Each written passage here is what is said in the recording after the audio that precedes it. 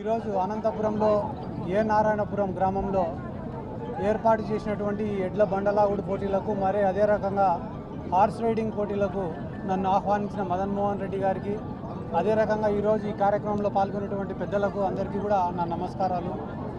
పోయిన సంవత్సరం కూడా సంక్రాంతికి నేను ఇక్కడికే రావడం, ఇక్కడనే ప్రజల మధ్యనే సంక్రాంతిని జరుపుకోవడం కూడా జరిగింది.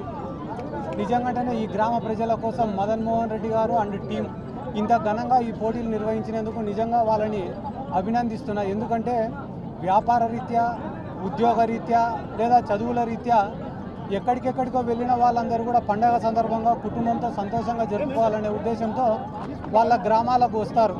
వచ్చిన వాళ్ళకందరికీ కూడా ఒక మంచి కార్యక్రమం ఉండాలనే ఉద్దేశంతో వాళ్ళు ప్రెస్టీజియస్గా సొంత డబ్బులు ఖర్చు పెట్టుకొని ఇంత పెద్ద కార్యక్రమం చేయడం నిజంగానే చాలా సంతోషం. అది కాకుండా ముఖ్యంగా మా యువజన విభాగం నాయకుడు కాబట్టి రాష్ట్ర అధ్యక్షుడిగా పాల్గొనాల్సినటువంటి బాధ్యత నా పైన ఉంది. ఎందుకంటే ఇంకొక 2 నెలలు ఉంటే కానీ మనకు ఎన్నికలు రాబోతున్నాయి. ఈ 2 నెలల్లో జగన్మోహన్ రెడ్డి గారు చేసిన మంచి కార్యక్రమాల గురించి ప్రజలకు తెలియజేయాల్సినటువంటి అవసరం ఉంది. అదే రకంగా రాష్ట్రానికి, రాష్ట్ర ప్రజలకు చంద్రబాబు నాయుడు చేసినటువంటి మోసాలను గుర్తు చేయాల్సినటువంటి అవసరం ఉంది.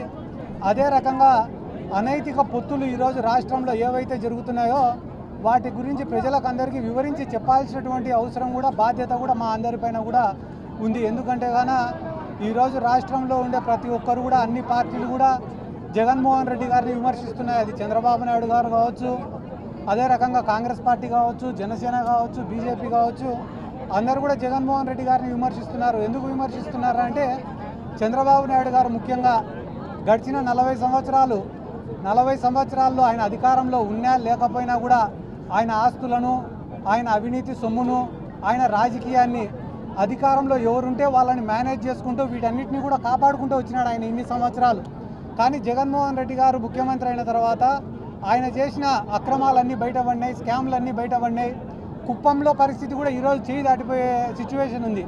కాబట్టి వీటన్నిటి నుంచి బయటపడేదానికి ఆయన రోజు కూడా జగన్మోహన్ రెడ్డి గారిని విమర్శిస్తున్నారు.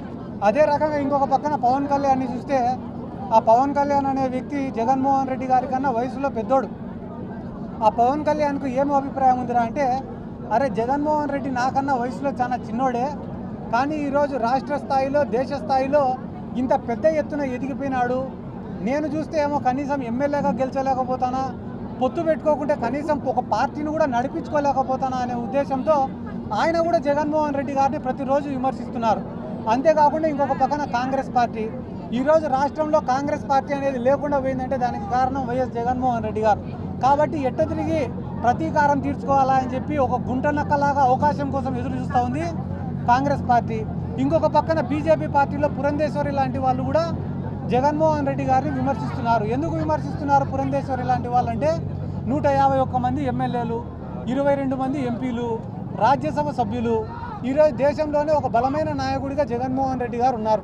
అరే ఇంత బలంగా ఎదిగినాడంటే రేపు దేశ రాజకీయాల్లో కూడా చక్రం తిప్పుతాడే, మొక్కల్లో ఉన్నప్పుడే దీన్ని తుంచేయాలనే ఉద్దేశంతో ఈరోజు బీజేపీ వాళ్ళు కూడా జగన్మోహన్ రెడ్డి గారిని విమర్శిస్తున్నారు. ఇంతమంది మాకు వ్యతిరేకంగా ఉన్నా కూడా మాకున్నే ధైర్యం అంతా ఏమిరా అంటే, ఈ రాష్ట్రంలో ఉండే పేదవాళ్ళు, మాకున్నే ధైర్యం కానీ, మాకున్నే శక్తి కానీ ఏందిరా ఈరోజు రాష్ట్రంలో ఉంటే, రాష్ట్రంలో ఉండే పేదవాళ్ళకు మేము మంచి చేసినాం, అదే మమ్మల్ని కాపాడుతుందనేది మా యొక్క నమ్మకం. ఎందుకంటే 40 ఏళ్ళ అనుభవం ఉండే చంద్రబాబు నాయుడుకి ఈ రాష్ట్రంలో ఉండే పేదవాళ్ళు ఏ రోజు కూడా కనపడలే. పేద విద్యార్థుల్ని చదివించాలనే ఆలోచన ఆయనకు రాలే, పేద విద్యార్థులకు పౌష్టిక ఆహారం అందించాలనే ఆలోచన ఆయనకు రాలే.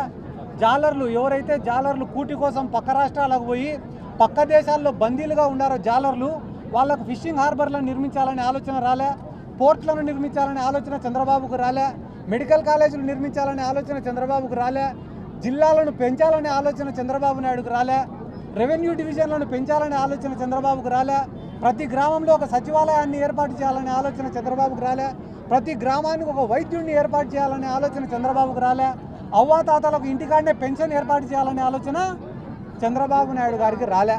చంద్రబాబు నాయుడు గారికి వచ్చిన ఆలోచన ఏం అంటే, హైటెక్ సిటీ అని పెట్టి దాని చుట్టూ రియల్ ఎస్టేట్ వ్యాపారం చేయాలనే ఆలోచన చంద్రబాబుకు వచ్చింది.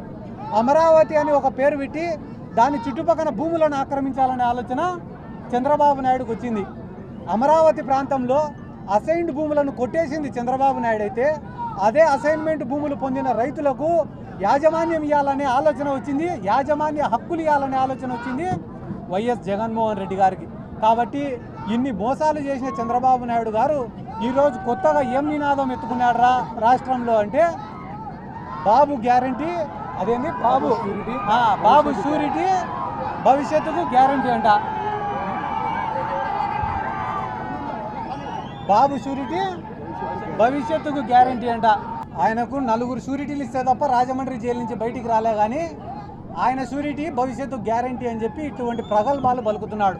ఎందుకంటే ఎన్నికలు దగ్గరకు వచ్చినాయి, ఎన్నికలు దగ్గరకు వచ్చినాక ఇంకా కులాలను అడ్డం పెట్టుకుంటున్నారు. నారా లోకేష్ అనేటోడు ఏం చేసినాడంటే ఈ అనంతపురం జిల్లాకు వచ్చి కూడా రెడ్డి సోదరులారా మీకేం చేసినాడు జగన్మోహన్ రెడ్డి అని మాట్లాడతాడు. అదే పవన్ కళ్యాణ్ ఆంధ్ర ప్రాంతానికి మొత్తం రెడ్లకే చేస్తున్నాడు జగన్మోహన్ రెడ్డి అని మాట్లాడతాడు. ఈ మధ్యన కొంతమంది ప్రెస్ మీట్లు పెట్టడం కూడా చూసినా నేను, రెడ్డి సోదరులారా మీకు అందరికీ జగన్మోహన్ రెడ్డి అన్యాయం చేసినాడు అని చెప్పి. నిజమే, రెడ్లకు అన్యాయం జరిగిన మాట వాస్తవమే. ఆ రెడ్లు ఎవర్రా అంటే గౌరవ్ వెంకటరెడ్డి, బైరెడ్డి రాజశేఖర్ రెడ్డి, జేసీ దివాకర్ రెడ్డి, కోట్ల సూర్యప్రకాష్ రెడ్డి, వీళ్ళకందరికీ అన్యాయం జరిగింది. ఎందుకంటే వీళ్ళందరూ కూడా ఈరోజు వీళ్ళ రాజకీయ జీవితం సమాప్తం అయిపోయింది కాబట్టి. కానీ రెడ్లు అంటే వీళ్ళు కాదు, ఎకరం భూమి లేనటువంటి రెడ్లు, వ్యవసాయం తప్ప వేరే జీవితం తెలియనటువంటి రెడ్లు, ఈ రిజర్వేషన్ల కారణంగా ఉద్యోగాలు రాక ఇక్కడ బతకలేక పోయి ఆర్మీలో చేరినటువంటి రెడ్లు కొన్ని వందల కుటుంబాలు ఉన్నాయి. అటువంటి కుటుంబాలు కూడా బిలో పావర్టీ లైన్లో ఉండే కుటుంబాలు కూడా ఈరోజు వైఎస్ఆర్ కాంగ్రెస్ పార్టీ వచ్చిన తర్వాత సంక్షేమ రూపకంగానో, ఇళ్ల పట్టాల రూపకంగానో, హౌసింగ్ రూపకంగానో ఏదో ఒక రకంగా లబ్ధి పొందినట్టువే ఉండే తప్ప అన్యాయం అయిపోయినట్టు లేవు. ఎన్నికల దగ్గరకు వచ్చే కొన్ని కులాలు ఎత్తుతారు, మతాలు ఎత్తుతారు, ప్రాంతాలు ఎత్తుతారు.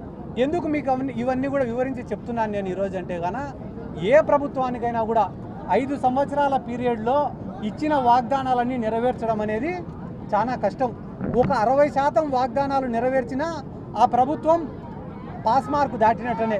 కానీ ఈరోజు జగన్మోహన్ రెడ్డి గారి ప్రభుత్వం దాదాపుగా 95% పైగా వాగ్దానాలను నెరవేర్చింది. అంటే ఇటువంటి ప్రభుత్వం, అది కూడా మాకు ఇచ్చింది 5 ఏళ్ల పీరియడ్ కాదు, కేవలం 3.5 సంవత్సరాల నుంచి 4 ఏళ్ళే. మిగిలిన సంవత్సరంన్నర కోవిడ్కు పోయింది, ఆర్థిక వ్యవస్థ కుప్పకూలింది. అయినప్పటికీ కూడా ఇచ్చిన మాటను నిలబెట్టుకొని రానున్న ఎన్నికలకు మేము పోతున్నాం. ఇప్పుడు లేటెస్ట్గా ఏం నడుస్తుందిరా రాష్ట్రంలో అంటే అభ్యర్థులు పోతున్నారు, పోయిన వాళ్ళందరూ విమర్శిస్తున్నారు. ఇప్పుడు ఒక స్కూల్ ఉంటుందన్న, ఆ స్కూల్లో స్టేట్ సిలబస్ చెప్తా అంటారు. నువ్వు ఆ స్కూల్లో చేరినప్పుడు స్టేట్ సిలబస్సే చదవాలి తప్ప సెంట్రల్ సిలబస్ చదువుతా అంటే ఎంతవరకు న్యాయం అది? కాబట్టి ఎవరైతే ఈ పార్టీ ఆలోచనకు అనుగుణంగా నడుచుకుంటారో వాళ్ళందరూ కూడా ఈ పార్టీలో సంతోషంగానే ఉంటారు. ఎవరైతే డబ్బులు సంపాదించుకోవాలనుకుంటారో, తెలుగుదేశం పార్టీ లాగా నీరు చెట్టు కార్యక్రమాలు చేయాలనుకుంటారో వాళ్ళు ఈ పార్టీలో ఉండలేరని చెప్పి ఈ సందర్భంగా నేను తెలియజేసుకుంటూ, జగన్మోహన్ రెడ్డి గారు ఇచ్చిన సంక్షేమ పథకాలు, చేసినటువంటి అభివృద్ధి, తెచ్చిన పెట్టుబడులను చూసి ఈ రాష్ట్ర ప్రజలు రానున్న ఎన్నికల్లో ఖచ్చితంగా వైనాట్ 175 అనే నినాదానికే కట్టుబడి ముందుకు పోతామని చెప్పి ఈ సందర్భంగా తెలియజేసుకుంటూ, మా యువజన విభాగం వాళ్లకు, మా హరీష్ అన్నకు, జిల్లా పెద్దలకు అందరికీ కూడా నా విషెస్ తెలియజేసుకుంటూ కూడా మరొకసారి రాష్ట్ర ప్రజలకు, అనంతపురం జిల్లా వాళ్ళకందరికీ కూడా సంక్రాంతి విషెస్ తెలియజేసుకుంటూ సెలవుకుంటాను.